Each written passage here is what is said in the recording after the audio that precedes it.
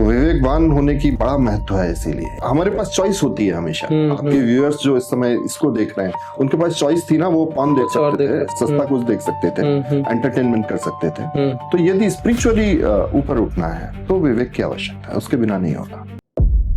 तो यूरोप में ये आम बात हो गई कि आप चूहों के साथ रह रहे हैं, चूहे चारों ओर घूम रहे हैं, आप नहाते भी नहीं हैं। मतलब ऐसे ऐसे राजा हुए हैं जो अपने पूरे जीवन में 2 ही बार नहाए। ऐसे राजाओं का जिक्र है उनकी हिस्ट्री में। तो ये अच्छा समझा जाता था कि भाई नहाना नहीं है, शरीर को क्लीन नहीं करना है, ये पाप का शरीर है, सिंपल है। ये धर्म का ही संसार था, तो अधर्म को प्रकट तो उसी से होना था। तो इसमें अग्निदेव की जो भूमिका थी वो बड़ी महत्वपूर्ण थी। और अगर आप याहवे की कैरेक्टरिस्टिक्स या गॉड की या अल्लाह की जो याहवे से निकले हैं, यदि आप वो देखेंगे तो वो एग्जैक्टली वही कैरेक्टरिस्टिक्स हैं जो अग्नि की। और आप सेक्युलर नेशन बन गए, और सेक्युलर नेशन बन के आपने क्रिश्चियन वैल्यू सिस्टम को दिया कि हमारी बहुत लार्ज हिंदू कम्युनिटी अब धर्म से दूर हो गई है, मटेरियलिस्टिक हो गई है। तो ये उलटबाजियां हो जाती हैं। जब आप स्लेव रहते हैं तो ये हो जाता है, और इससे क्या होता है, धर्म की जगह अधर्म आ जाता है। तीनों का ही अगर आप ओरिजिन देखेंगे तो तीनों का ओरिजिन जुडाइज्म में है। वो अल्टीमेट सीड है जहां से ये बाकी के दोनों निकले हैं। एक्चुअली में जब भी अधर्म आता है तो अपने साथ अंधेरा लेके आता है, सिविलाइजेशन खराब हो जाता है, खत्म हो जाता है। तो बिल्लियों को, क्योंकि वो फीमेल्स के साथ एसोसिएटेड थी, फीमेल विचेस के साथ एसोसिएट किया कि जितनी भी ये चुड़ैलें हैं ये बिल्ली भी साथ रखती हैं। और इसलिए जो वर्ड है, जो स्लैंग है, इनफैक्ट जो फीमेल जेनिटल्स के लिए है, पसी, वो बिल्ली से आ रहा है। इतिहास के पिछले 2000 वर्षों में दुनिया ने युद्ध देखे, नरसंहार देखे, सांस्कृतिक विनाश देखा और पूरी की पूरी सभ्यताओं को मिटते हुए देखा। अब्राहमिक रिलीजन्स ने पूरी दुनिया में कितना विध्वंस मचाया है ये शायद किसी से आज इंटरनेट के दौर में छुपा नहीं है। लेकिन इतिहास में एक दौर ऐसा भी था जब इस विध्वंस पर पर्दा डालने की भरपूर कोशिश हुई। कॉलोनियल पीरियड के दौरान और उसके बाद हिस्ट्री को देखने का एक ऐसा नजरिया एस्टेब्लिश किया गया जिसने ना सिर्फ अतीत की व्याख्या बदल दी बल्कि लोगों के सोचने की प्रक्रिया तक को प्रभावित कर दिया, खासकर भारतीयों की। उसी दौर की सबसे बड़ी वैचारिक भूलों में से एक थी धर्म और रिलीजन को एक ही शब्द मान लेना। आज अधिकतर लोग धर्म और रिलीजन को एक ही समझते हैं, जबकि वास्तविकता एकदम उलट है।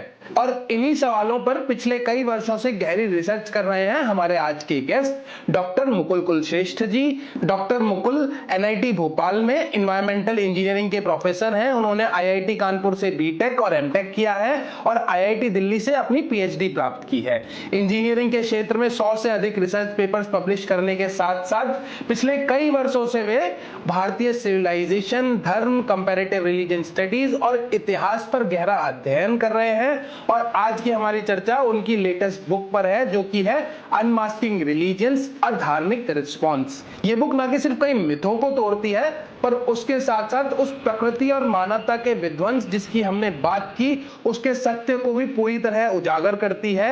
शुरू करने से पहले एक बात और, हमारे 90% से अधिक व्यूअर्स ने अभी तक हमारे चैनल को सब्सक्राइब नहीं किया है, तो अगर आप भी उन्हीं में से एक हैं तो चैनल को सब्सक्राइब जरूर करें। आपका हर सब्सक्रिप्शन हमें बल देता है और ऐसे वेल रिसर्च गेस्ट को लाने में हमारी मदद करता है।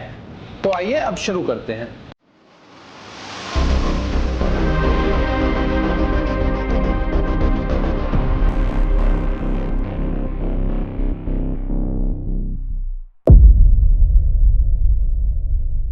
Thank you so much sir for joining us today. जी नमस्कार। So to all the viewers, हम आज इस बुक के ऊपर सर से क्वेश्चंस करने वाले हैं। सर की ये पूरी इतनी मोटी बुक अगर आप देख रहे हैं तो आपको समझ आ गया होगा कि कितनी जरूरी टॉपिक पे लिखी हुई है। वो मैं आपको इंट्रोडक्शन में ऑलरेडी बता चुका हूँ। तो सबसे पहला क्वेश्चन मेरा इसी चीज से रिलेटेड है कि जो आपके सबसे बेसिक थीसिस है, सबसे बेसिक नहीं कहूंगा, सबसे मेन थीसिस जो है बुक की, जो मेरे लिए स्टूड आउट करी बुक पढ़ते पढ़ते, कि आप लिखते हैं धर्मा वाज डिस्कवर्ड, जैसे कहें कि almost like a law of nature. जैसे कि अगर मैं कहूं कि ग्रेविटी जैसे डिस्कवर करी गई थी पुराने काल में, उस तरीके से ही धर्मा भी डिस्कवर हुआ था। On the other hand you argue कि रिलीजन्स जो है वो ह्यूमन इन्वेंशन है, खाली ह्यूमन माइंड के थ्रू आया है। सो यही आई थिंक मेरे हिसाब से सबसे फंडामेंटल क्वेश्चन है स्टार्ट करने के लिए कन्वर्सेशन, कहीं और जाने से पहले, कि what is exactly religion, religion है क्या और वो धर्मा से कैसे डिफरेंस है। डिफरेंट है। तो आपने खुद ही बड़ी सुंदर उपमा दी है ग्रेविटी की, और इसी को लेकर चलते हैं, इसी को लेकर समझते हैं, बिकॉज बहुत सुंदर है ये उपमा। तो जैसे ग्रेविटी है, तो कोई भी व्यक्ति जो थोड़ा भी साइंस समझता है वो इसको एक्सप्लोर कर सकता है, और वो टेस्ट कर सकता है, देख सकता है, खुद से एग्जामिन कर सकता है कि ग्रेविटी एग्जिस्ट करती है नहीं करती है। तो जो फैक्ट्स होते हैं, जो रियलिटी होती है, उसका फैक्ट चेक कोई भी कर सकता है। तो ट्रूथ जो होता है उसकी ऑथेंटिसिटी कोई भी व्यक्ति चेक कर सकता है। जबकि अगर आप रिलीजन्स को देखें तो वहां कोई भी व्यक्ति चेक नहीं कर सकता उसकी ऑथेंटिसिटी को, क्योंकि एक बार इन्वेंशन हुआ और किसी एक व्यक्ति ने क्लेम किया कि वो एक पर्टिकुलर गॉड को जानते हैं, तो फिर उसके बाद उन्होंने रास्ता बंद कर दिया आगे के लोगों के लिए। आप सिर्फ विश्वास कर सकते हैं, बिलीव कर सकते हैं। अभी आपको बड़ा अजीब लगेगा कि आप किसी चीज पर बिलीव कर रहे हैं, क्योंकि ग्रेविटी है। आप टेस्ट करिए, लैब में बहुत सारे टेस्ट होंगे ग्रेविटी के, आपको पता चल जाएगा कि ग्रेविटी एग्जिस्ट करती है, उसमें किसी को कोई डाउट नहीं होना चाहिए। रियलिटी इज सच कि वो ऑब्वियस होती है, सभी के लिए ऑब्वियस होती है, सभी के लिए खुली होती है वो। पर अगर कोई व्यक्ति ये कहे कि सिर्फ मुझे और सिर्फ मुझे ही पता है एक particular principle, let's say some terminology gravity से रिलेटेड, सिर्फ मुझे ही पता है और आगे कोई भी इसको वेरीफाई नहीं कर पाएगा, तो ये बड़ा अनसाइंटिफिक हो जाता है, ये बड़ा असहज हो जाएंगे आप इसमें कि ये। पर आश्चर्य की बात ये देखिए कि इतना अनसाइंटिफिक होने के बाद भी बिलीफ चलता है। आज के जमाने में भी रेशनैलिटी के बाद चलता है बिलीफ। तो एक तो ये समझना होगा कि ये फंडामेंटल डिफरेंस है कि धर्म को कोई भी व्यक्ति टेस्ट कर सकता है, वेरीफाई कर सकता है और जान सकता है, स्वयं से जान सकता है। रिलीजन्स में ऐसा नहीं है। अगर रिलीजियस हेवन की कल्पना है तो आप उसको वेरीफाई नहीं कर सकते स्वयं से, कोई भी तरीका नहीं। तो वो इन्वेंशन था, एक क्लेम था। तो पहली चीज ये समझनी चाहिए। दूसरी चीज इसमें समझने की ये है कि ग्रेविटी जब भी आप देखेंगे तो वो सब पर एप्लीकेबल होगी। करेक्ट है ना? वो सूर्य पर भी एप्लीकेबल है, वो चंद्र पर भी एप्लीकेबल है, कोई कितना ही बड़ा हो कितना ही छोटा, ओशंस पर एप्लीकेबल है, शेर पर भी एप्लीकेबल है, चूहे पर भी एप्लीकेबल है, हाथी पर भी एप्लीकेबल है। तो जो सत्य होता है वो सब पर एप्लीकेबल होता है। करेक्ट भाई ये दिन है, अपन बाहर निकले और दिन है, कोई भी व्यक्ति जो देखेगा वो बोलेगा कि हाँ दिन, सब पर एप्लीकेबल होता है। तो हमेशा धर्म सब पर एप्लीकेबल होता है। सूर्य का धर्म है कि वो प्रकाश दे, ये उसका धर्म है। शेर का ये धर्म है कि वो उन जानवरों को खाए और उनकी पॉपुलेशन कंट्रोल रखे। एक सिंपल सा इकोसिस्टम ले लीजिए, जहां शेर है, जिब्रा है और घास है।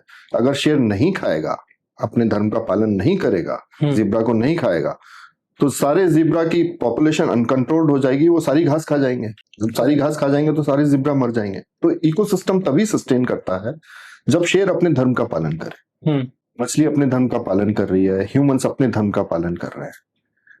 तो ये ह्यूमन स्पेसिफिक नहीं है। किसी भी, न केवल इकोसिस्टम के किसी भी स्पीसी पर, बल्कि इकोसिस्टम से बाहर सूर्य पर, सारे प्लैनेट्स पर धर्म सभी के लिए एप्लीकेबल है। रिलीजन्स में ऐसा नहीं है। Religions are for specifically for the humans, by the humans, for the humans. आप उसमें कहीं नहीं सुनेंगे कि किसी भी जानवर को हेवन की प्राप्ति हो। ये प्रोविजन ही नहीं है, एक्सक्लूसिवली ह्यूमन आइडियोलॉजीज हैं। तो रिलीजन का मतलब भी है कि socio political ideologies of humans, ये ह्यूमंस के बाहर नहीं जाती हैं। शेर का कोई रिलीजन नहीं है, सूर्य का कोई रिलीजन नहीं है।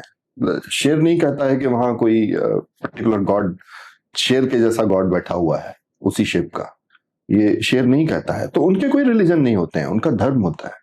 तो धर्म यूनिवर्सल है, वो सबका है। और रिलीजन स्पेसिफिकली केवल ह्यूमंस और ह्यूमंस से लेना देना है।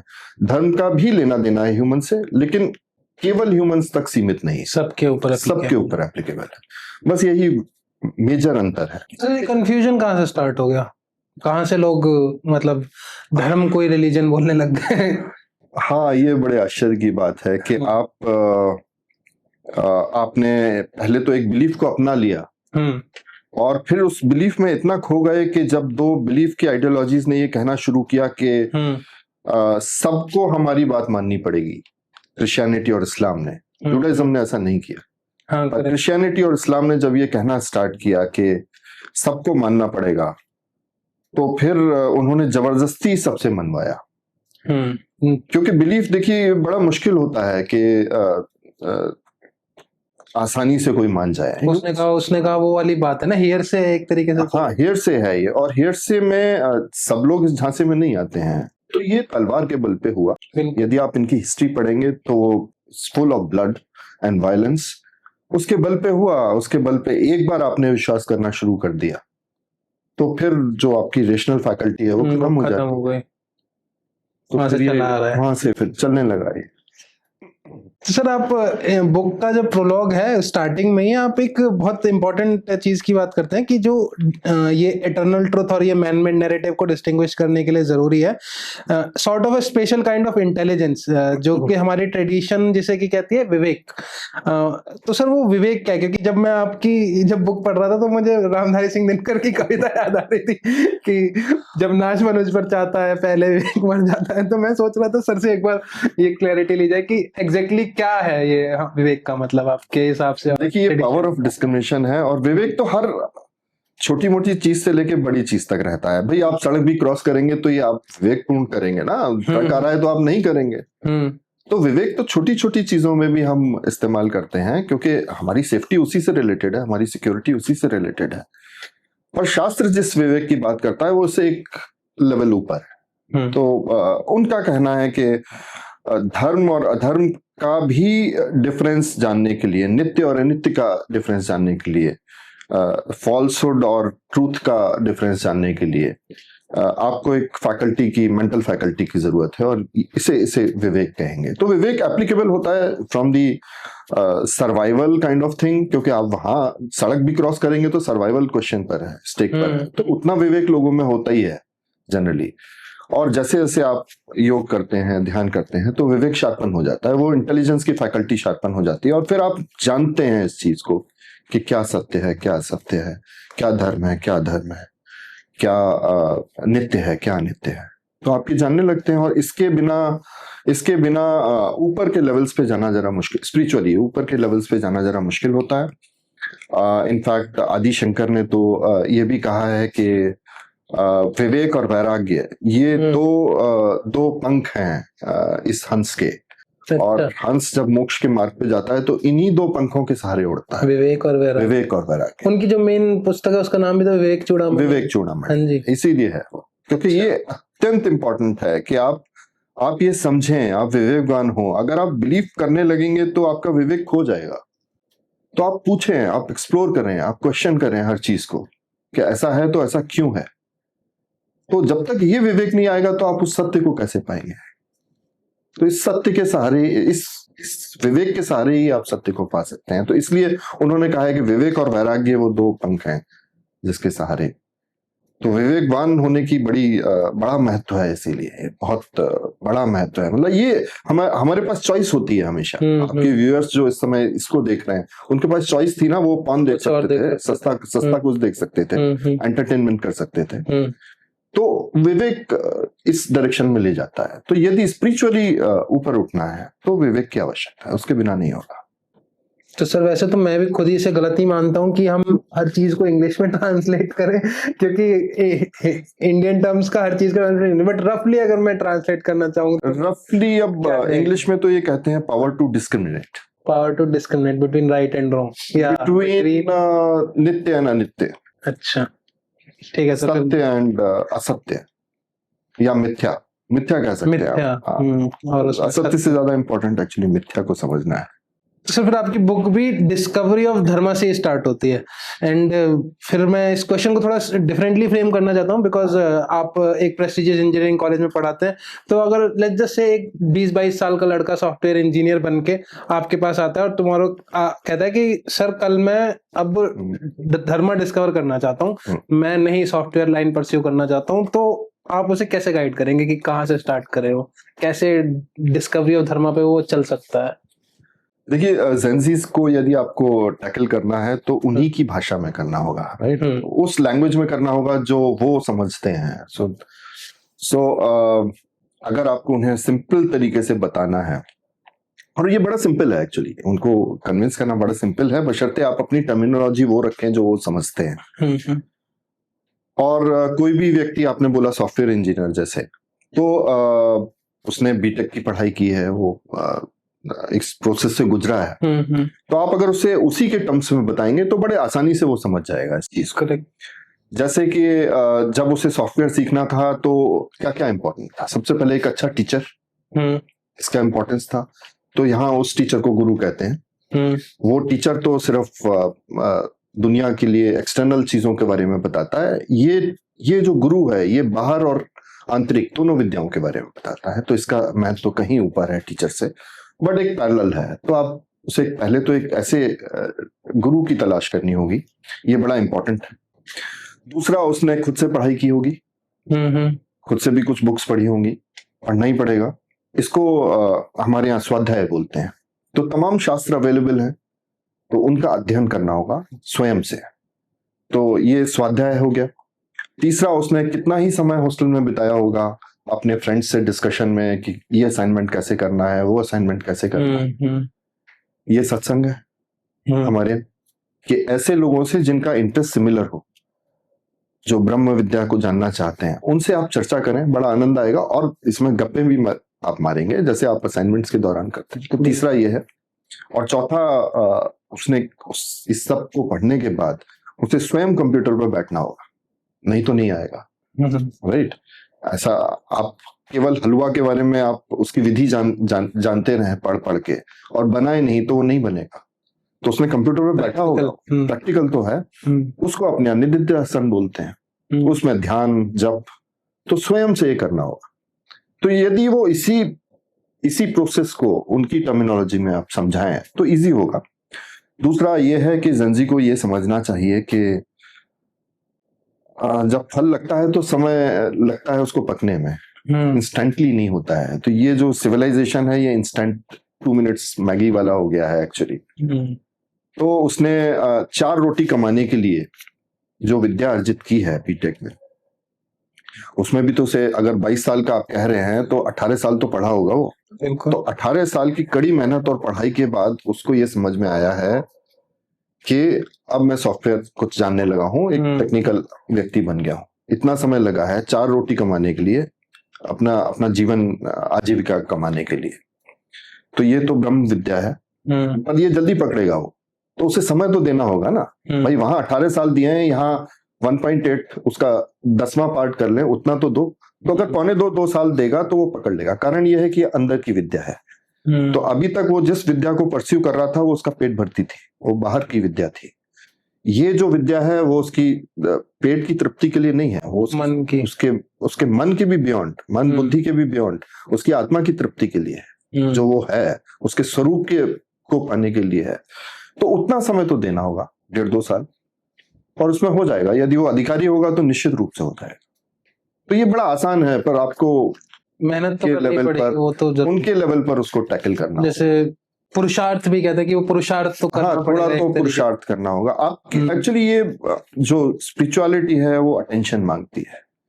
आपकी अटेंशन यदि पेट भरने पर है, रोटी पर है और उसके बियॉन्ड लग्जरीज पर है, तो फिर आप वही पाएंगे। और आपकी अटेंशन यदि अंदर है तो फिर आप दूसरे मार्ग पर चले जाएंगे। बस अटेंशन का खेल है। Correct, understood.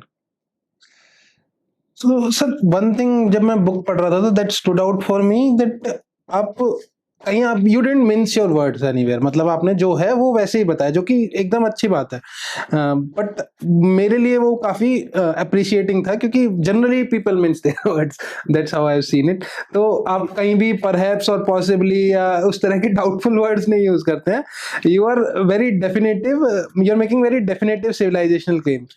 तो as an author, where did that confidence come from? Like research इतनी वन साइडेड है या कुछ और रीजन? मैं उसके लिए आपसे पूछना चाह रहा हूँ, क्या रीजन था? आप कब परहैप्स यूज करते हैं? जब आप श्योर नहीं होते हैं। करेक्ट। तो अगर आप श्योर हैं तो आप परहैप्स क्यों यूज करेंगे?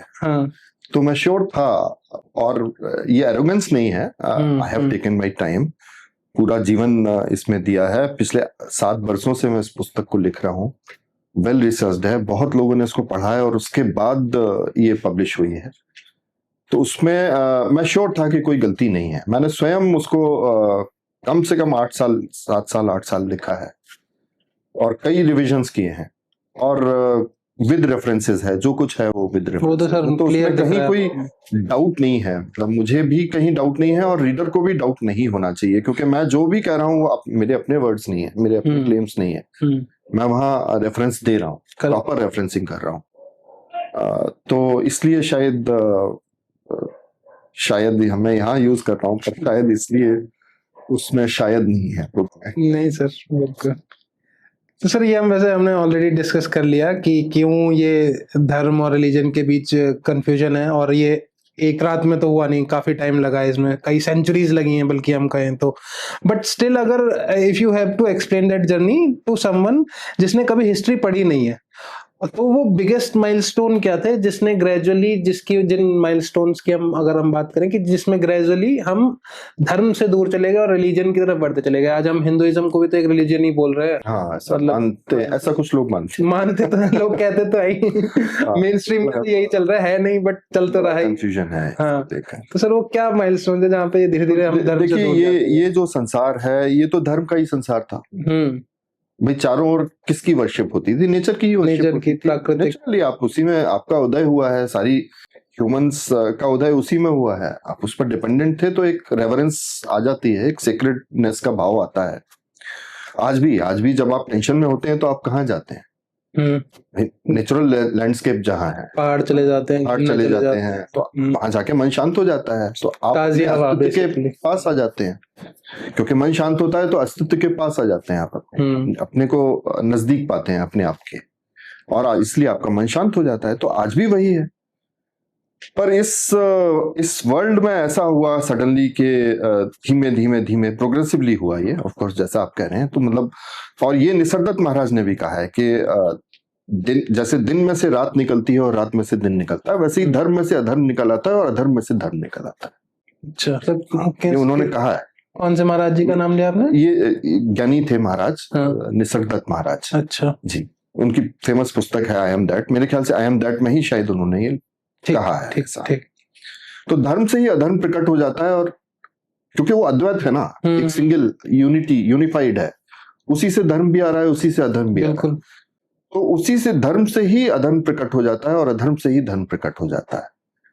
तो ऐसा हुआ कि धर्म से ही अधर्म निकल आया, और ये बड़ी लंबी जर्नी है कि एक धर्म के एक पर्टिकुलर डीटी, एक पर्टिकुलर देवता से ही उनका देवता निकला। वो आपने एक पूरा चैप्टर भी रखा है, वो आगे मेरा क्वेश्चन है। जी।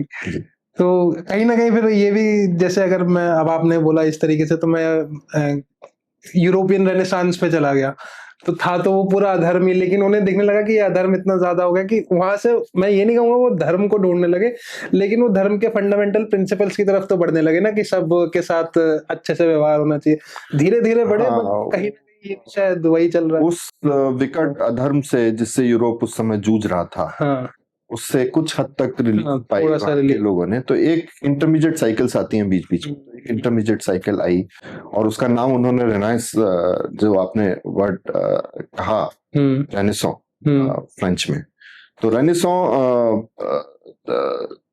का लिटरल मीनिंग रीबर्थ है। अच्छा, हाँ, अब क्रिश्चियनिटी तो रीबर्थ को मानती नहीं है, करेक्ट। तो धर्म का ही प्रभाव था कि उन्होंने वो वर्ड जो दिया है रेनेसॉ, वो लिटरल मीनिंग ही उसका रीबर्थ। तो वो सिविलाइजेशन जो कहीं से भी रीबर्थ को नकारता है, करेक्ट, उसने रीबर्थ को मान लिया। रीबर्थ जरा सा स्पार्क जब धर्म का आया। Sir, one thing that I kept asking my self जब मैं बुक पढ़ रहा था, कि इतनी सारी नेचर सेंट्रिक सिविलाइजेशंस थी भारत के अलावा, बट खाली क्यों ऐसा हुआ कि खाली भारत ही कहीं ना कहीं, जो भी, ये नहीं कहेंगे पूर्ण तरह, बट थोड़ी बहुत जो धर्म की जो अंडरस्टैंडिंग थी उसे बचा के रख पाया? तो क्या डिफरेंस था भारत में वो, कि बाकी दुनिया से जो हम बच पाए। आप सही कह रहे हैं, वो तो सभी जगह धर्म का ही बोलबाला था। पृथ्वी ही धर्म की थी, पेगन प्लैनेट था ये, पेगन्स का प्लैनेट था जो नेचर की वर्शिप करते हैं, मल्टीपल गॉड्स को मानते हैं, सब जगह ऐसे ही था। और रिलीजन्स के आने के बाद ऐसा हुआ कि जबरदस्ती की गई, बहुत सारे मारकाट की गई। आज ऑस्ट्रेलिया, न्यूजीलैंड सब वाइट कंट्रीज हैं, यूरोप के लोग हैं क्रिश्चियन हो गए हैं, वहां के ओरिजिनल लोग गायब हो गए हैं, यूएस के ओरिजिनल्स गायब हो गए हैं लगभग। तो ऐसा हुआ कालांतर में कि धीमे धीमे इन लोगों ने कब्जे कर लिए। और अभी 100 साल पहले तक तो भारत के अलावा चाइना भी था जो कि पेगन कंट्री था एक तरीके से, पर कम्युनिज्म आने के बाद वो भी ढह गया।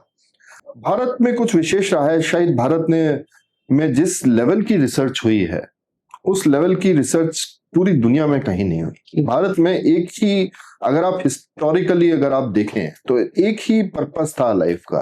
वो पर्पस इससे पूरा नहीं होता था कि आप लाइफ में कितनी लग्जरीज कलेक्ट करते हैं या क्या क्या कलेक्शंस करते हैं।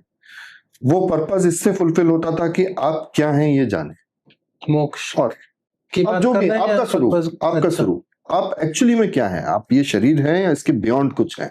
और यदि इसके बियॉन्ड कुछ है तो आप ये जाने कि वो क्या है, वो तत्व क्या है। तो इस पर बड़ा एक्सपेरिमेंटेशन हुआ भारत में, और बड़ा सिस्टमैटिकली हुआ। मतलब आज तो आपके हार्डली 4-5% ग्रंथ बचे हैं, बाकी तो जला दिए गए सब। जी। जो ग्रेट लाइब्रेरीज में हैंड रिटन मैन्युस्क्रिप्ट्स थी वो डिस्ट्रॉय हो गई टाइम के साथ। रिलीजन्स ने ये कांड किया।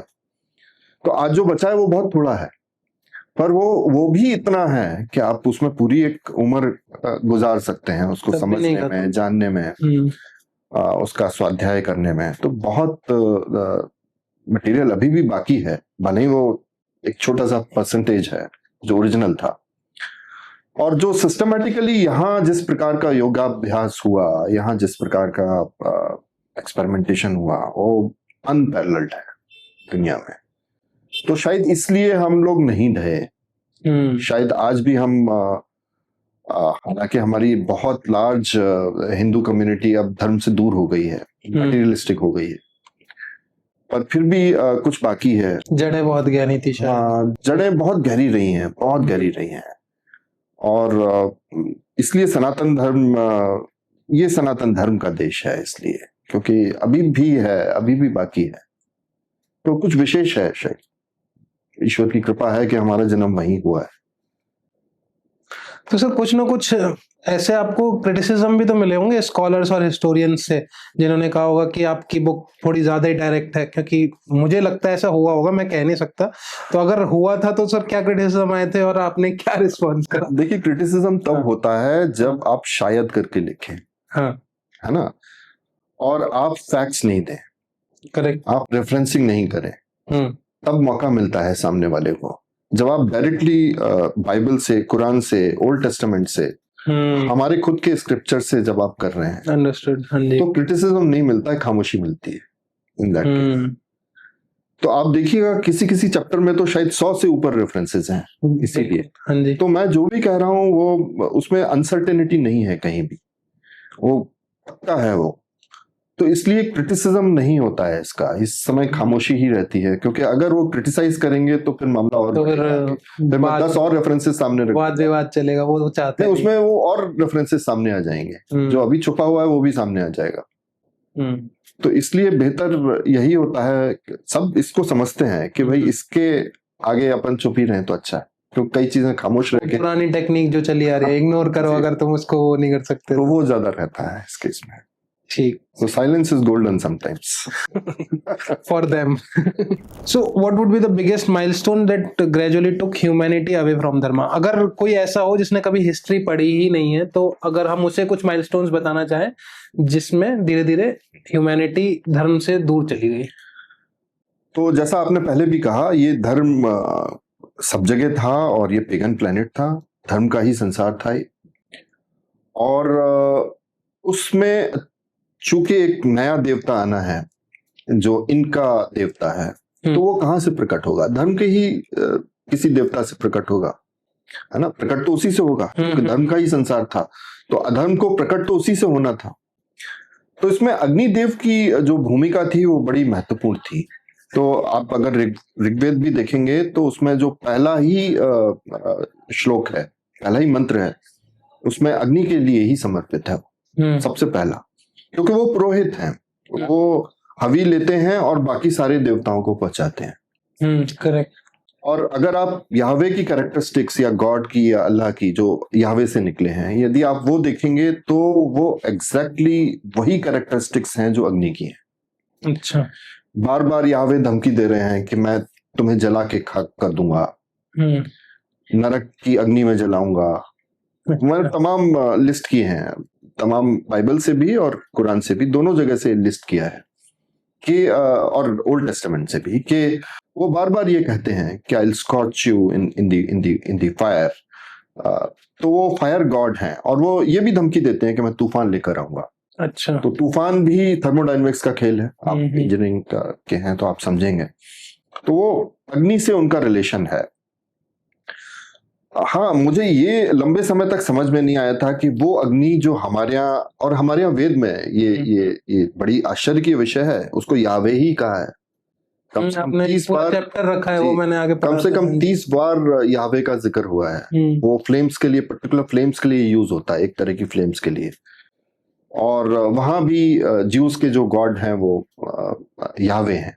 तो सेम वर्ड का लगभग याहवे सेम वर्ड का ही यूज हुआ है। तो आपने वो ट्रेस भी करा है ना कि कैसे होता था और कैसे, तो वो तो उतना तो बताने का अभी समय नहीं है।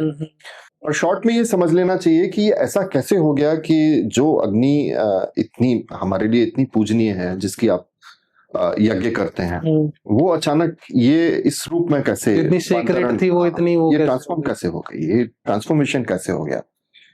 तो जब अब ये बाई चांस था कि मुझे ये समझ में आया, was totally stroke of inspiration, मेरा अपना नहीं था उसमें कुछ। पर मैं ये क्लियर करना चाहता हूं कि ये समझ में आना चाहिए कि अग्निदेव का यदि आप स्वरूप देखेंगे पुराणों में, और उनकी आपको यहाँ दिखानी भी चाहिए कि उनका क्या स्वरूप है, वो पिक्चर्स अवेलेबल हैं नेट पर, तो आप देखेंगे कि उनके 2 फेस हैं। अच्छा। हाँ, उसमें से एक बेनिफिक है, एक मेलेफिक है, एक शुभ है, एक अशुभ है। ठीक है। तो हमारे यहाँ शुभ वाले की पूजा होती थी।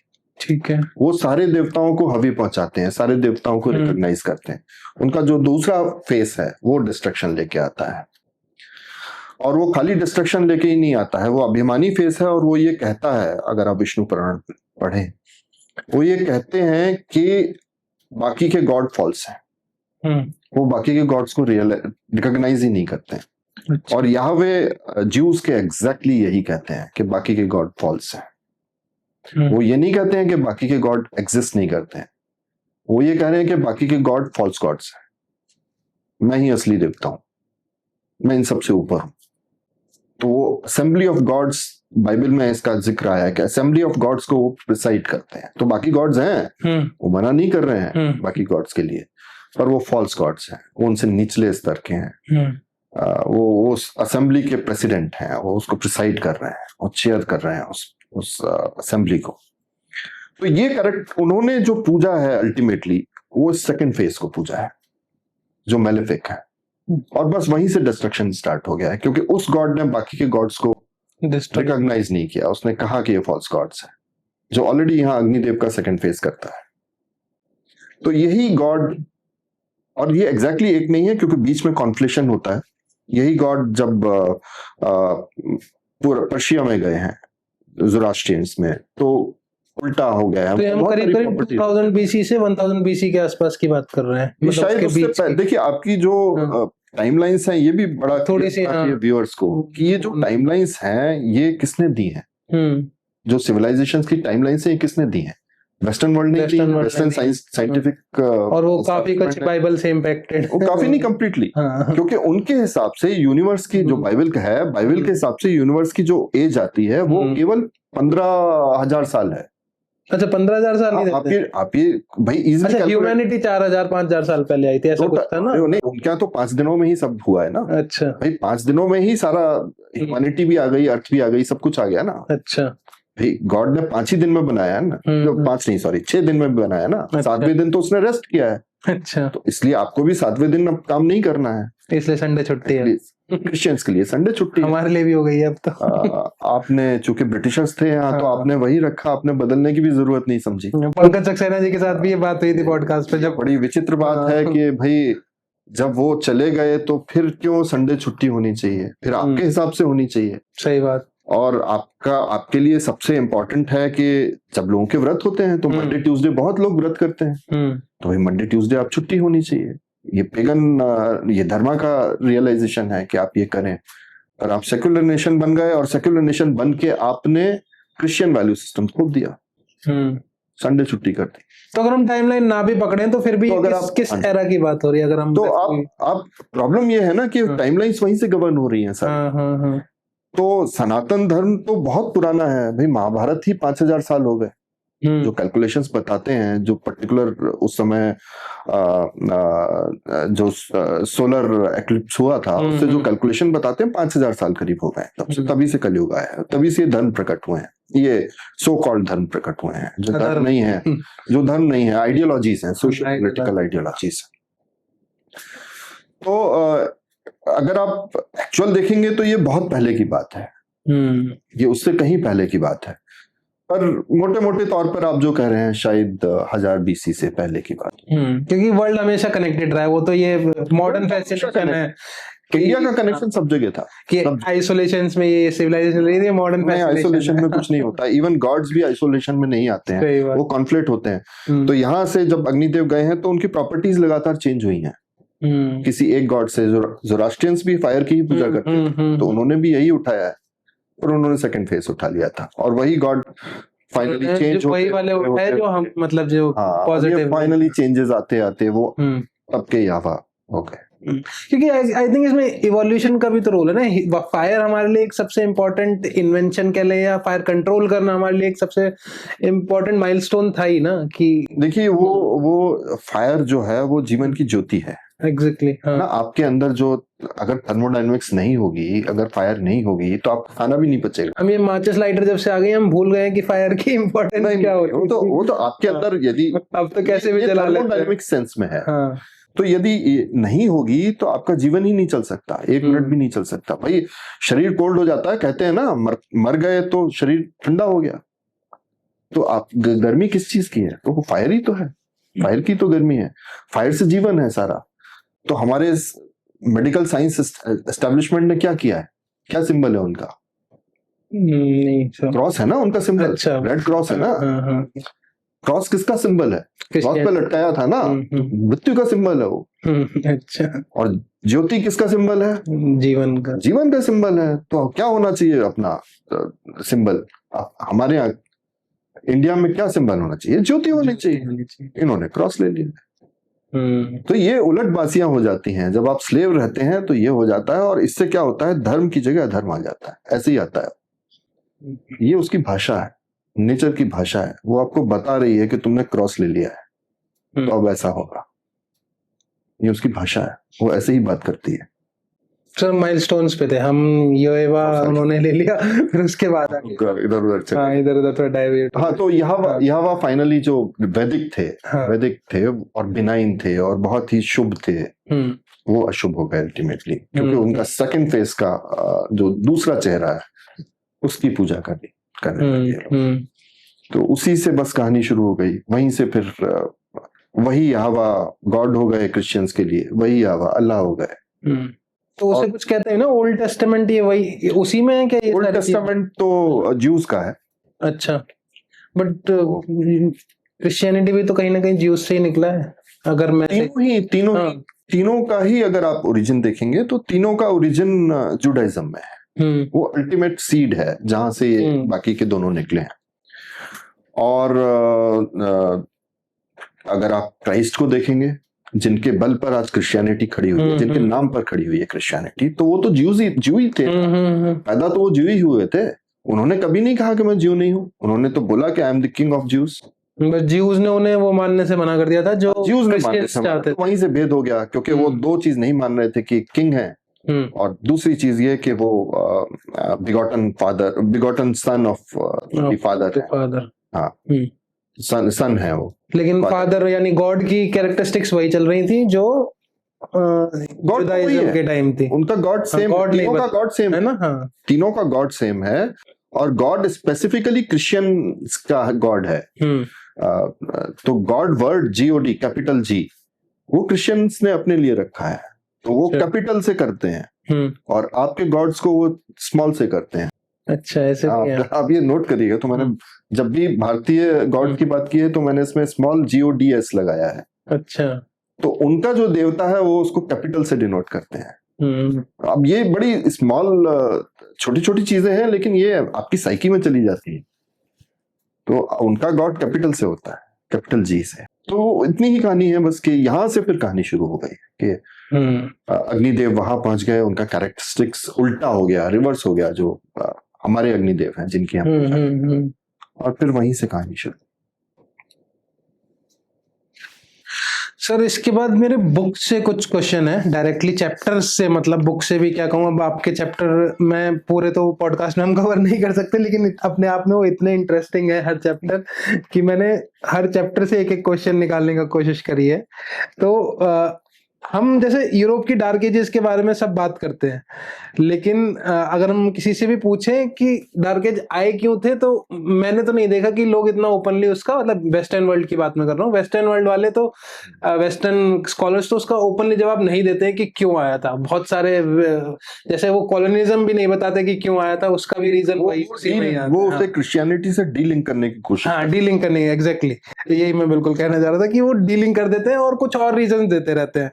तो आपने लेकिन जब इस चैप्टर पे अपना जो पूरा चैप्टर लिखा है कि रिलीजन्स के अर्ली स्प्रेड से डार्क एज और सोशल टर्मोइल कैसे हुआ नेचर में, और फेमिनिटी के अगेंस्ट एग्जैक्टली वो क्या माइंडसेट था, तो आप उन सब चीजों को कनेक्ट करते हैं। तो मैं सर ये पूरी जर्नी एक बार समझाइए, कैसे ये जब रिलीजन स्प्रेड हुआ यूरोप में तो उसकी वजह से एक डार्क एज आ गई, मतलब कितना विभत्स था जो आप कह रहे हैं। इससे थोड़ा और ब्रॉडर हम लोग जाते हैं पहले, ठीक है। तो जब डार्क एज आती है तो वो यूरोप तक नहीं आई, ऐसा नहीं है केवल यूरोप में सीमित हुई। एक्चुअली में जब भी अधर्म आता है तो अपने साथ अंधेरा लेके आता है, ठीक है। सिविलाइजेशन खराब हो जाता है, खत्म हो जाता है, कहीं भी हो। आप अफगानिस्तान का केस देख लीजिए, जब तालिबान आया डार्क एज आ गई, उन्होंने बुद्धिस्ट की जो बामियान में थी स्कल्पचर था पूरा उड़ा दिया, सारे आर्ट एंड कल्चर को खत्म कर दिया। ISIS जब आया है तो डार्क एज वहां पे आ गई, पूरा बोको हरम जब नाइजीरिया में आया है तो वहां आ गई। तो ये अधर्म की निशानी है कि अधर्म के आते ही जो धर्म की लाइट है वो समाप्त होने लगती है, क्षीण होने लगती है, ऐसा कहना चाहिए, क्षीण हो जाती है, और फिर एक अंधेरा छा जाता है। वो अंधेरा कल्चरल होता है, नॉट लिटरल अंधेरा, वो कल्चरल है, वो सिविलाइजेशनल है, वो स्पिरिचुअल, मतलब माइंडसेट संकीर्ण हो जाता है लोग। हाँ, वो स्पिरिचुअल अंधेरा है जिसमें कुछ भी नहीं बचता, कल्चर खराब हो जाता है आपका।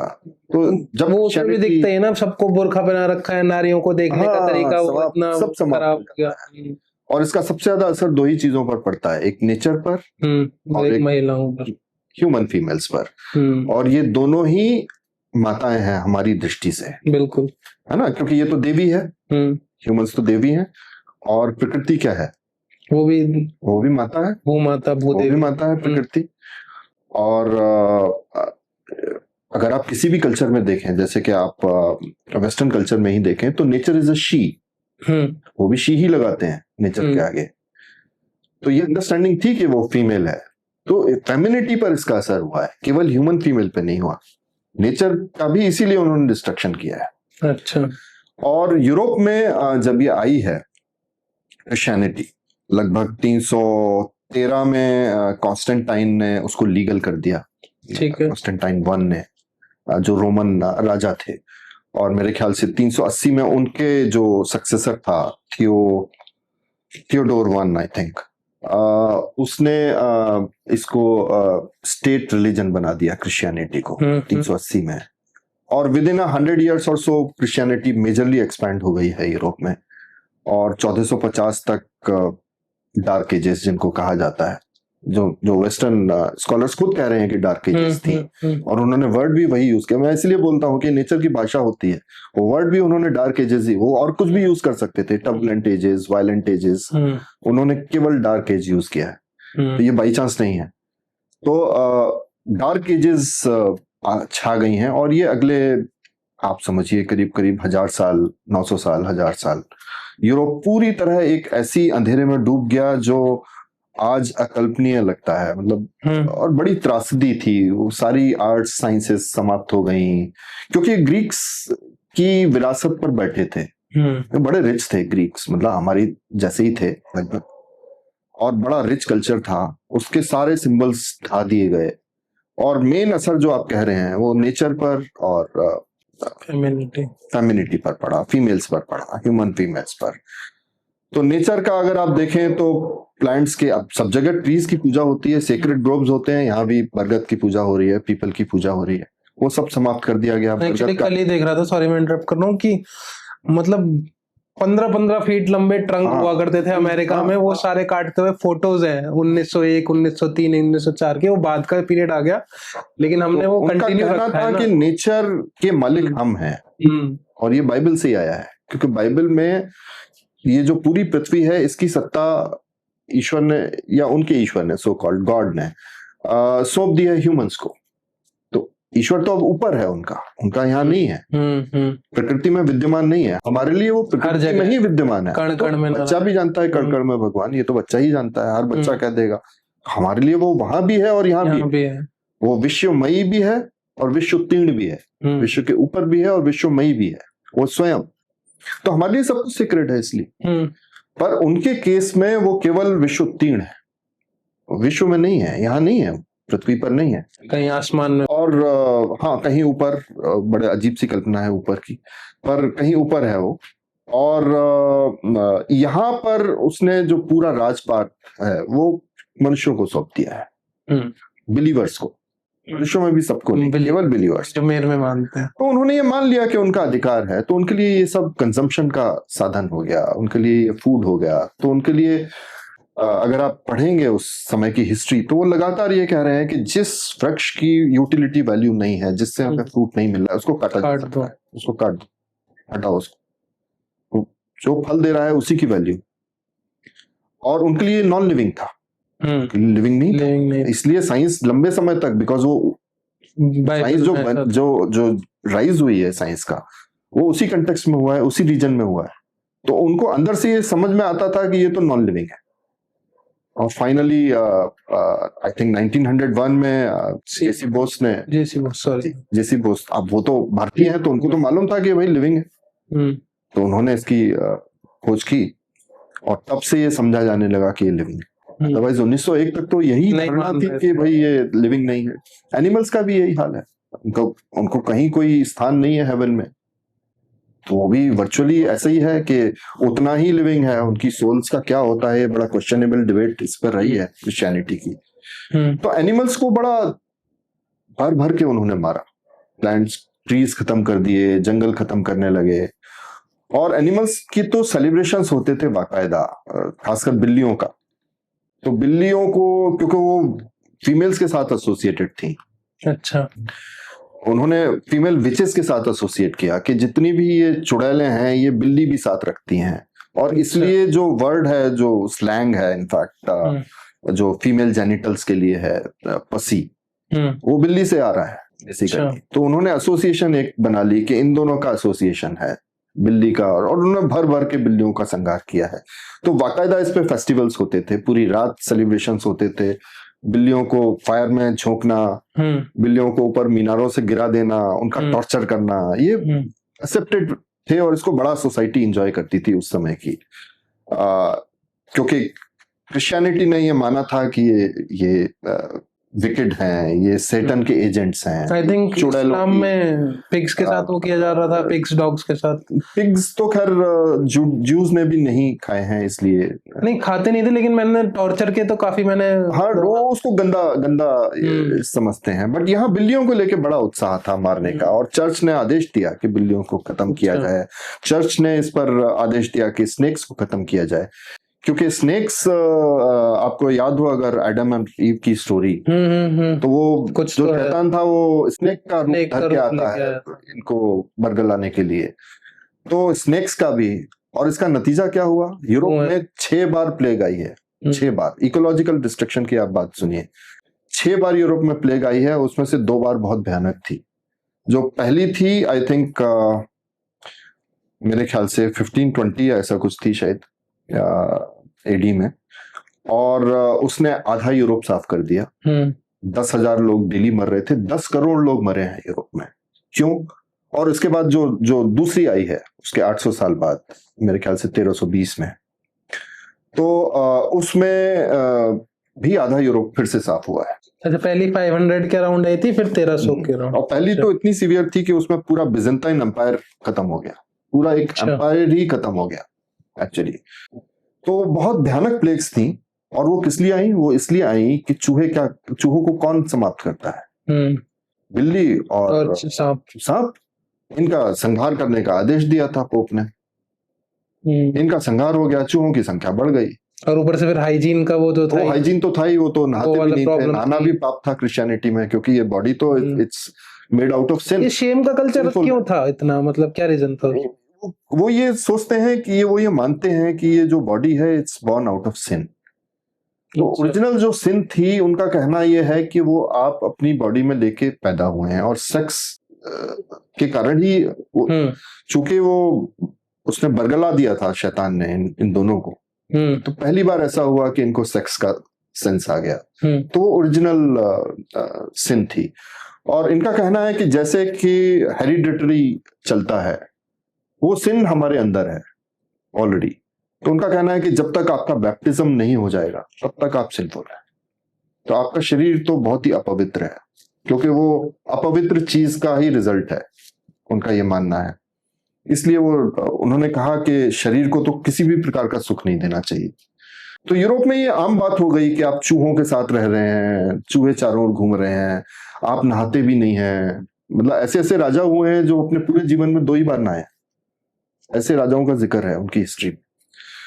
तो ये अच्छा समझा जाता था कि भाई नहाना नहीं है, शरीर को क्लीन नहीं करना है, ये पाप का शरीर है, सिंफुल है, ये इसका किसी तरह से मेंटेनेंस नहीं करना है। डैम्पनेस में आप सो रहे हैं, चूहे चारों ओर घूम रहे हैं आपके, आप उसी में जी रहे हैं। तो इस शरीर को पवित्र नहीं समझा। और इसलिए आज भी आप देखेंगे उस समय क्या होता, आप भाई बदबू तो आएगी, आप नहीं नहाएंगे, कितने दिन नहीं आएगी। तो उनका सेंट का कल्चर, डियो वाला जो आज भी वो क्रिश्चियंस को आप देखेंगे, वो आज भी लगा रहे हैं सेंट। भाई अब तो नहा रहे हो ना, आप क्यों ये केमिकल डाल रहे हो? पर वो कंटिन्यूटी है उस अंडरस्टैंडिंग की, वो सिविलाइजेशन का उनके पार्ट हो गया। तो एक बड़ा अंधेरा आ गया कि ये तो एनिमल्स के साथ था, फीमेल्स के साथ भी यही किया। अब फीमेल तो डायरेक्ट क्रिएशन भी नहीं है, फीमेल एडम के साथ नहीं बनाई गई थी। तो एडम की कंपनी देने के लिए ईव को बनाया था, और उसकी पसली से बनाया था एडम की। अच्छा। तो उसको कंपनी देने के लिए पहले सब जानवरों को ट्राई किया। ऐसा अगर आप बाइबल पढ़ेंगे तो ये पूरा जिक्र आता है कि जेनेसिस में ही है मेरे ख्याल से, कि किस तरह से पहले बाकी के जानवरों को ट्राई किया, और जब कोई जानवर फिट नहीं हुआ तो उन्होंने वुमन बना दी। तो वो एक उसी लेवल पर है, वो उसको सर्विस करने के लिए है, इक्वली रख रखा है, उसी प्लेजर देने के लिए है, उसकी कंपनी देने के लिए है, उसकी इतनी ही वैल्यू है, पहली चीज। दूसरा फैक्टर ये था कि जो फीमेल थी वो रिस्पॉन्सिबल है इस पनिशमेंट के लिए कि ये गार्डन ऑफ ईडन से यहाँ फेंके गए, क्योंकि जो ये प्रकरण था जिसमें सेटन ने अफेक्ट किया, उसमें वो ईव को बरगलाता है पहले, और ईव फोर्स करती है एडम को। तो ये जो आज मनुष्यों की स्थिति है क्रिश्चियनिटी के अनुसार, ये इसलिए है कि ईव के कारण है। तो आप अगर उस समय के उनके क्रिश्चियन सेंट्स को अगर आप देखेंगे, जो बातें उन्होंने लिखी हैं, और उनमें से मैंने कुछ कोटेशंस बुक में दिए हैं, तो अगर आप देखेंगे तो वो लगातार ये कह रहे थे कि सर हर चैप्टर ही आपने इतनी अच्छी कोटेशन के साथ स्टार्ट किया। सॉरी मैं उनके सेंट्स की जो व्यूअर्स को बताना चाहता हूं कि जी, बुक जब पढ़े तो सबसे पहले चैप्टर की हर स्टार्टिंग में ही आपको इतनी मतलब थ्रिल कर देंगी चीजें, थ्रिल वर्ड रॉन्ग हो गया, शॉक कर देंगे कि ये कैसे कह सकता है कोई। तो आप देखेंगे कि उनके कोटेशंस जो मैंने दिए हैं उसमें वो बोल रहे हैं कि ये जो फीमेल है वो गोबर से भरा हुआ थैली है। उनके सेंट्स ये बातें कर रहे हैं इस तरह की कि वो सिवर के बराबर है। इस तरह की बातें उन्होंने लगातार फीमेल्स के लिए की। और फीमेल्स, इनमें से बहुत सारी फीमेल्स ऐसी थी, अब उस समय जो जड़ी बूटियां होती थी, बिकॉज सभी नेचर वर्शिपर्स सब करते थे, तो जड़ी बूटियों का ज्ञान उनको था। बच्चे कैसे दाई थी तो बच्चे कैसे पैदा करने हैं, ये उनको ज्ञान था फीमेल्स को। इसके अलावा वो फोरकास्टिंग करती थी फ्यूचर का, वो भी ज्ञान था उनको।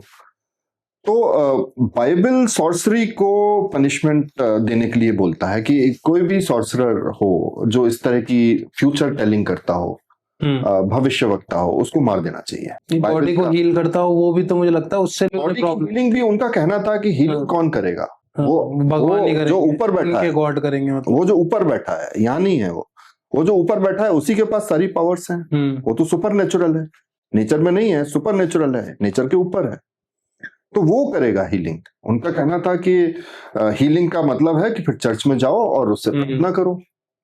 अगर तुम्हें हीलिंग मिल रही है प्लांट से, ट्रीज से या किसी भी हर्ब से, तो वो सेटन का काम है, ये सैटनिक है। ये जितनी भी तो आयुर्वेद की जो पैरेलल विद्या थी उनके यहाँ, उसको उन्होंने डिस्ट्रॉय कर दिया और औरतों को उसकी बड़ी सजा दी उन्होंने। तो आप देखेंगे कि जब इंक्विजिशन हुई है पोप के कारण, पोप ने जब आदेश दिया है, तो जो अत्याचार फीमेल्स के प्रति हुआ वो अकल्पनीय है, वो उसकी कल्पना नहीं की जा सकती। गांव के गांव में फीमेल्स गायब हो गई, किसी किसी गांव में तो 1 या 2 फीमेल्स बची। किसी भी आरोप में यदि बारिश ज्यादा हो गई है, यदि बारिश कम हो गई है, ड्राउट पड़ गया है, यदि ओले पड़ गए हैं, यदि कोई आपका पड़ोसी बीमार हो गया है, आप जाके कंप्लेंट कर सकते थे कि भाई ये जादू टोना करती है, ये चुड़ैल है, विच हंटिंग जैसे कहते हैं, विच हंटिंग। और ये स्टार्ट हुई, इसमें चेन्स बना दी जाती थी कि पहली को टॉर्चर किया, और टॉर्चर ऐसा वैसा नहीं होता था, ये बड़ा विकराल टॉर्चर होता था। आंखों में नीडल्स चुबा देते थे, ब्रेस्ट्स को प्लायर से खींच लेते थे, तो कटर भी थे, ब्रेस्ट कटर्स थे, काट देते थे, तो बड़ा विकराल था।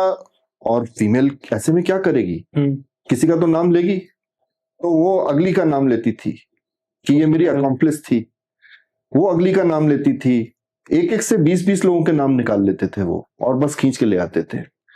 और इसमें बड़ा वेस्टेड इंटरेस्ट था, क्योंकि जो भी खर्चा था इंक्विजिशन का वो उसी फीमेल को देना होता था। यानी कि अगर उसे रस्सी से बांधना है या प्लायर खरीदना है उसके ब्रेस्ट खींचने के लिए, तो वो उसी से पैसा आएगा। और इसमें जितनी विधवाएं थी, जो रिच विधवाएं थी, उनको तो जानबूझकर वो लोग पकड़ लूटने के लिए। कारण यह है कि उनकी प्रॉपर्टी अल्टीमेटली चर्च को चली जाती थी या स्टेट को चली जाती थी, और सारा खर्चा इंक्लूडिंग जो शाम को पार्टी होती थी इंक्विजिटर्स की, वो उसी के खर्चे से आता था। तो इतनी बुरी हालत हो गई थी, और इसमें वेस्टेड इंटरेस्ट था इसीलिए क्योंकि आपको तो पैसा मिल रहा है वहां से, और कोई तरीका नहीं था डिफेंस का औरतों के पास। तो गांव के गांव तबाह हो गए इसमें। और मतलब उनके जो ऑफिशियल रिकॉर्ड्स हैं वो लगभग 1 लाख औरत का जिक्र करते हैं, पर ये रिकॉर्ड्स डिस्ट्रॉय कर दिए गए हैं। मतलब इससे कहीं ज्यादा था, कहीं ज्यादा, लाखों में थी, सर्टेनली लाखों में थी। एक सिटी में 10-10 हजार को, उस समय जो स्टेट थी जर्मनी में, फ्रांस में, स्विट्जरलैंड में, यही चल रहा था। तो फीमेल्स की बड़ी बुरी हाल की है। और अल्टीमेटली जब रिवोल्ट हुई है, तो रेनेसां जो आप बोल रहे हैं, फिर वो वहां से, क्योंकि लोग रिवोल्ट करने लगे, जब फीमेल्स ही नहीं बची तो लोग रिवोल्ट करने लगे अल्टीमेटली, क्योंकि आपकी घर की फीमेल को कोई भी खींच ले जाएगा और वो वापस नहीं आएगी। देयर वाज नो वे कि वो वापस आए, कोई सुनवाई नहीं थी। फिर तो मार ही देते थे वो, मार भी ब्रूटली मार देते थे। उनका कहना था ये सेटन की एजेंट है, तो अगर मेरे अंदर ये आग लग रही है इस समय कि मैं इसका भोग करूं, तो ये तो सेटन की एजेंट है, इसलिए मुझे ये भड़का रही है, तो मैं उसके साथ जैसे चाहूं वैसे जो व्यवहार करना चाहूं वो कर सकता हूं। तो उसके ब्रेस्ट को प्लग कर देना, काट देना, तो उसके डिटेल्स हॉरिफिक है सर, मतलब हॉरिफिक है बहुत ज्यादा। तो यूरोप में बड़ा बुरा हाल हुआ नेचर के साथ भी। दो फेमिनिटी का नाश कर दिया उन्होंने डार्क एजेस में। और हमारे यहाँ याद रखिए कि हमारे यहाँ तो अब जैसे इन्होंने सांपों का नाश किया, बिल्लियों का नाश किया, हमारे इनकी पूजा होती है। बिल्ली मर जाए तो अभी आपको सोने की बिल्ली देनी पड़ेगी दान में, तो मारते नहीं थे हमारे यहाँ। ये अंडरस्टैंडिंग थी, इस सिविलाइजेशन की अंडरस्टैंडिंग थी पॉपुलर लेवल पर कि इनको नहीं मारना है, क्योंकि अगर आपने मारा तो फिर प्लेग आएगी, फिर ये सब होगा। तो इकोलॉजिकल बैलेंस हम बना के रखते थे हमेशा। ये अंडरस्टैंडिंग वहां गायब हो गई, क्रिश्चियनिटी ने इस अंडरस्टैंडिंग को खत्म कर दिया। और करीब 1000 साल तक यूरोप ने जो भुगता, वो डार्क एजेस का जो वो उभर के आई डार्क एजेस, और उसका जिक्र आज हर हिस्ट्री की बुक करती है। आप कोई भी हिस्ट्री की बुक पढ़ लें, वो करती है। ये अलग बात है कि क्रिश्चियनिटी से डिटैच करके करते हैं। वो ये चाहते हैं कि क्रिश्चियनिटी से उसका कनेक्शन ना निकले, लेकिन सत्य तो सत्य ही रहेगा। हाँ, वो सर कैसे छुपा लोगे जब वो बीज ही वही है उसकी। भाई इंक्विजिशन का आदेश किसने दिया था? पोप ने ही तो पोप दिया ने था। दिया। पोप ही तो कह रहा था कि इनको मारो, तो अब इसको कैसे छुपा लोगे? वो तो रिटन में है डॉक्यूमेंट्स। वही मैं तो अभी जैसे मैं बात कर रहा था, कॉलोनियलिज्म का भी रीजन तो वही है ना, वही है, सेम वही है। उसे भी वो ऐसे ही छुपाते हैं। आजकल वीडियो आती रहती है यूट्यूब पे और इंस्टाग्राम पे, वही रील्स वाली। कोई कहेगा कि उनके जीन्स अच्छे थे, कोई कहेगा कि उनके पास टेक्नोलॉजी थी। ये क्यों नहीं बता रहे? उन्होंने सारे ह्यूमैनिटी को विलीफाई कर दिया था, इसलिए वो कर रहा है। बार्बरिक थे। हाँ, बार्बरिक थे। अब भाई जो बार्बरिक होता है अल्टीमेटली वही जीतता है ना। भाई अभी मैं आपसे कुश्ती करूं तो मैं हार ही जाऊंगा ना। हाँ, कुछ भी हो। बिल्कुल। तो जो जिसमें ज्यादा बल है फिजिकल, और जो मोटिवेटेड है, जो ये कह रहा है कि इसको मार के मुझे तो हेवन मिलेगा, तो वही जीतेगा ना एंड में। तो मोटिवेटेड है ना। आप तो डिफेंस में आ जाएंगे कि मैं यार बच जाऊं किसी तरह, तो आप डिफेंस ही करते रहेंगे, वो अटैक करता रहेगा। यही लगातार हुआ है अपनी हिस्ट्री में, यही तो हुआ है। एक के बाद एक आते रहे, गजनी आया, गौरी आया, सब आए, एक के बाद एक आते रहे। आप तो डिफेंस में ही मगन रहे। और कितनी बार आपने धर्म युद्ध की तरह उसको लिया और क्षमा कर दिया, वो फिर लौट के आया। वो भी कमी तो रही, खैर। नहीं, कमी नहीं है, हम तो धर्म के हिसाब से चलते हैं ना भाई। हमारा जब कोई गिड़गिड़ाए, भीख मांगे, माफी मांगे, तो कैसे? नहीं है, ये अंडरस्टैंडिंग है धर्म की कि भाई किसी का संहार नहीं करना है। वो राजा हार गया, वो अपने आप। लेकिन सर इसमें सेंस ऑफ काउंटर ये आता है ना कि धर्म की पालना भी तो जब भी कर सकते हैं जब सामने वाला भी धर्म में मानता हो। जब वो मानता ही नहीं, हाँ, तो ये अंडरस्टैंडिंग नहीं थी ना। इन्होंने तो यही समझा शुरू में कि इनको ये अंडरस्टैंडिंग नहीं थी कि अधर्म आ गया है सामने। नहीं सर, वो अंडरस्टैंडिंग भी थी। मैंने कई जगह बाद में आई है, मतलब बाद में आई होगी, जब आपका 100-150 साल बाद आई होगी। हाँ, जब पहला दूसरा एक्सपोजर हो गया, लेकिन उसके बाद भी माफ कर देते थे। मेरा पॉइंट हुआ उसमें, शायद मेरे को लगता है कमी ये थी कि कहीं ना कहीं जब सामने वाला इतनी नौटंकी कहूंगा मैं कि नाटक करे, गिड़गिड़ाए, भीख मांगे, तो वो कहीं ना कहीं पिघल जाते थे। हाँ, आपको लगता है। आप ये तो सच आप कह रहे हैं कि धर्म, जब धर्म में स्थापित हो जाते हैं आप, तो अंदर से दया, करुणा, ये सब प्रकट हो जाता कि है। वो तो रहेगी ना तुम्हारे अंदर, तो तुम उसे कैसे खत्म कर लो। सिस्टम है। पर आज तो बहुत वर्ष बीत गए हैं, बहुत सारा पानी बह चुका है गंगा का, तो आज तो ये क्लैरिटी होनी चाहिए ना। क्लैरिटी तो मुझे लगता है तब भी कहीं ना कहीं आ गई थी, लेकिन वही प्रॉब्लम थी कि वो बहुत दिमाग से खेलते थे सामने वाले, शायद कहीं ना कहीं। हाँ, कि ये पिघल जाएंगे। बहुत सारे लोगों को आज भी क्लैरिटी नहीं है। हाँ, बहुत सारे लोग आज भी सो कॉल्ड सेक्युलर हैं। मैं तो राजाओं के लिए पॉइंट ऑफ व्यू से कह रहा हूँ, जो सामने लड़ रहे थे, फोर फ्रंट पे थे, मैं तो उनके पॉइंट ऑफ व्यू से कह रहा हूँ। आम जनता को तो हमेशा नहीं होती है। आई थिंक जैसे अभी भी आर्मी को पूरी क्लैरिटी है, लेकिन अभी भी कहीं ना कहीं हमारी आर्मी भी वो सेक्युलर उसमें। हाँ, मैं वो आप ठीक कर रहे हैं, क्योंकि ऐसा कैसे है कि आप जो जवान बलिदान कर रहा है उसको आप शहीद कह दें, ये कैसे है? बिल्कुल भाई वो शहीद वो होता है जो इस्लाम के लिए, इस्लाम की सेवा करते हुए किसी काफिर का वध करे और उसमें उसका स्वयं का वध हो जाए। तो ये शहीद स्मारक आप बना के आप क्या कर रहे हैं? आपको कोई अंडरस्टैंडिंग नहीं बची है सिविलाइजेशन। जबकि वो लड़ रहा है बॉर्डर पे, उन्हें पता है ये बड़ा दुखद है कि जो वीर बलिदानी है उसको आपने शहीद का शहीद का होगा, शहीद स्थल बन रहे हैं। तो अब आपको किसी प्रकार की कोई अंडरस्टैंडिंग नहीं। हर जगह मतलब हमारे यहाँ 3 मेट्रो स्टेशन है, 3 आर्मी उस समय के राजाओं की क्या बात कर रहे हैं? आज हाल देख लीजिए। वही तो मैं कह रहा हूँ, अभी भी वो है। अभी भी नहीं है, आज भी बॉर्डर वाला, आज भी क्लैरिटी नहीं आ रही है।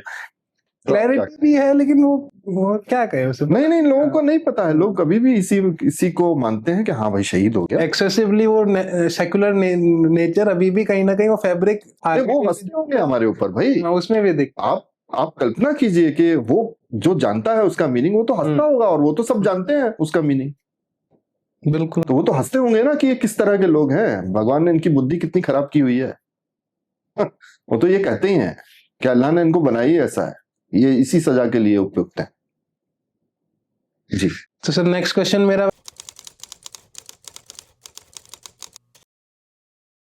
अगर आपने यहां तक वीडियो देखी है और इससे आपको कुछ वैल्यू मिली है तो जाते जाते चैनल को सब्सक्राइब करना ना भूलें। और क्योंकि विषय बेहद महत्वपूर्ण और बेहद गहरा है, इसलिए हम वीडियो को 2 पार्ट्स में रिलीज कर रहे हैं। दूसरे पार्ट के नोटिफिकेशन के लिए चैनल को सब्सक्राइब अवश्य करें। नमस्कार, जय हिंद।